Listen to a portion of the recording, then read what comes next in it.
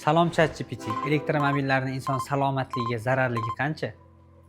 Elektromobilning elektromagnet maydonlarini ta'siriga duch kelganda bosh og'rig'i, bezovtalik, depressiya, charchoq, ko'ngil aynash, uyqu buzilishi, diqqat va xotira konsentratsiyasi kabi alomatlari yuzaga keladi.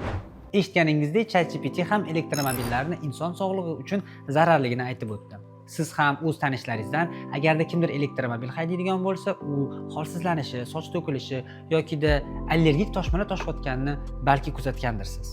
Nafaqat elektromobil o'zidan radiatsion nurlar chiqaruvchi boshqa moslamalar ham insonga juda ham katta zarar hisoblanadi. Lekin qo'limdagi Dr. Life kartalari orqali siz bu nurlardan xalos bo'lishingiz mumkin. Ya'ni bu kartalar 85% gacha bo'lgan nurlarni, ya'ni zararli nurlarni o'ziga yutadi va inson salomatligiga bu nurlar zarar keltirishini oldini oladi. Buyurtma berish uchun kommentariyada plus qoldiring, ishlatib ko'rgandan keyin o'zingiz samarasini sezasiz.